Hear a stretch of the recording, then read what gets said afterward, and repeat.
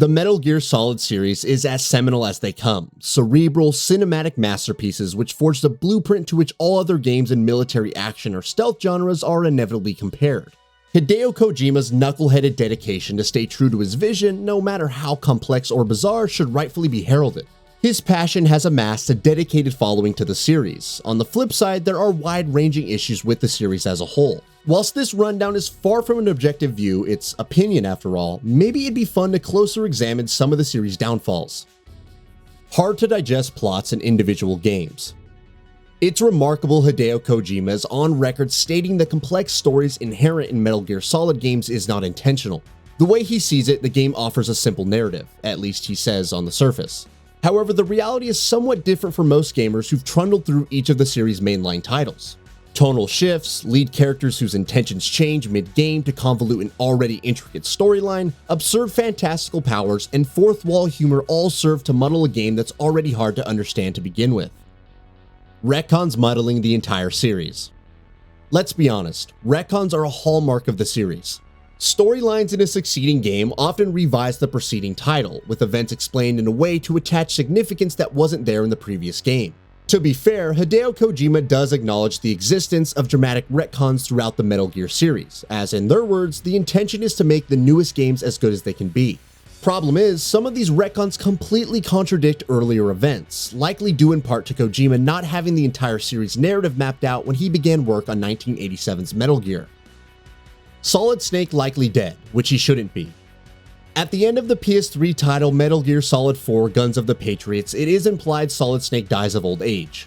As the latest game in Metal Gear's fictional timeline set in 2014, not including the spin-off Metal Gear Rising: Revengeance, which is set in 2018, any purported reboot of the series would require a game being shoehorned into the already convoluted timeline should Snake be the main playable character. Of course, there are new characters that any rebooted game could focus on, or Konami could simply retcon Snake's peaceful death, rising from the dead like Vant for Metal Gear Solid 6 should it ever be made.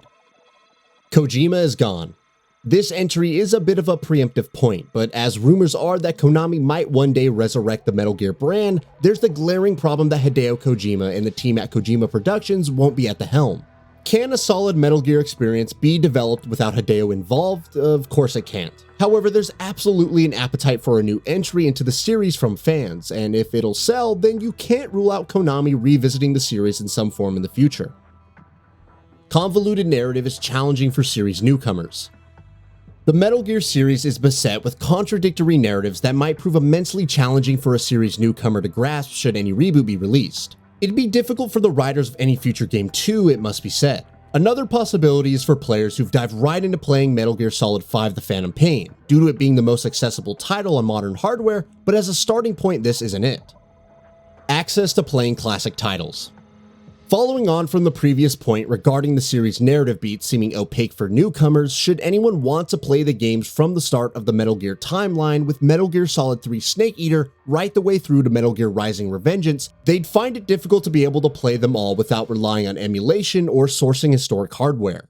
The Metal Gear Solid HD Collection 2 and 3 is playable on Xbox Series X and S, but that's pretty much as far as classic titles go on modern hardware. The Metal Gear Solid HD Collection, comprising the first 6 console games plus the PSP's essential Peace Walker, is obtainable for PS3. But the other PSP title that'd be required to play to complete the entire timeline, MGS Portable Ops, is stuck on PSP.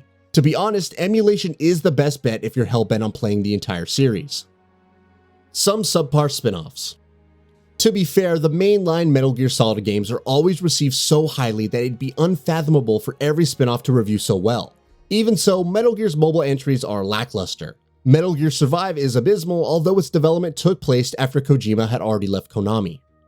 Early titles have aged poorly. Make no mistake, 1987's Metal Gear and its sequels were decent games for their time.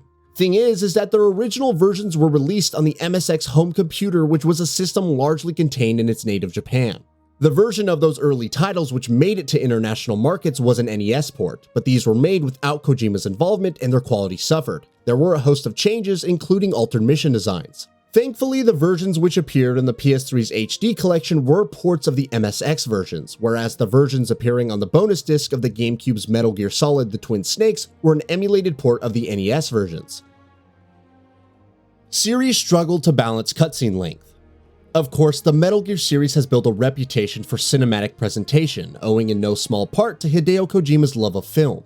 This point, like all points in this rundown, is debatable, but it's fair to say Metal Gear hasn't always struck the right balance between cinematic storytelling via cutscenes and actual gameplay.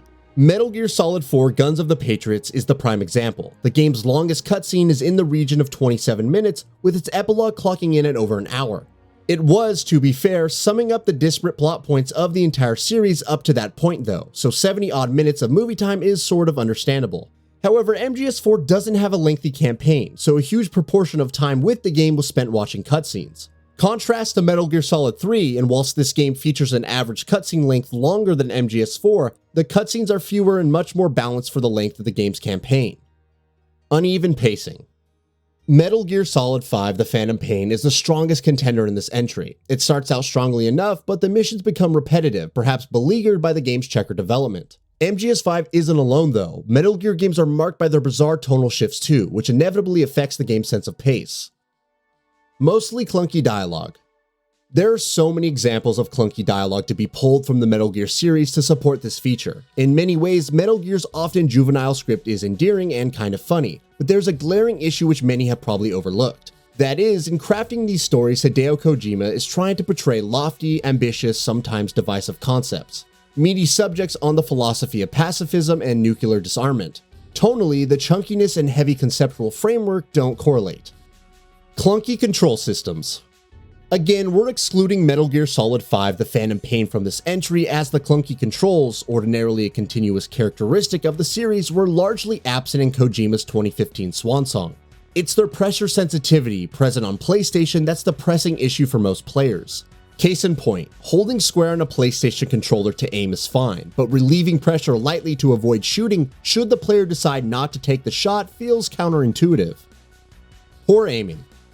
Specifically in the earlier titles like MGS1, aiming squarely at any guard is often frustratingly imprecise. The top-down fixed camera doesn't help of course, but even with auto-aim engaged, the slightest tap of the D-pad sends the barrel of Snake's gun flailing from side to side. PSP title MGS Portable Ops features tricky auto-aim mechanics too, although with a lot of practice, a consistent headshot is possible, just be sure to stop moving when aiming. Snake feels like a tank. Yet another mention for MGS5 The Phantom Pain, in that Snake's lack of turning ability is largely absent in this game. However, in the titles preceding MGS5, Snake has the turning circle of an oil tanker.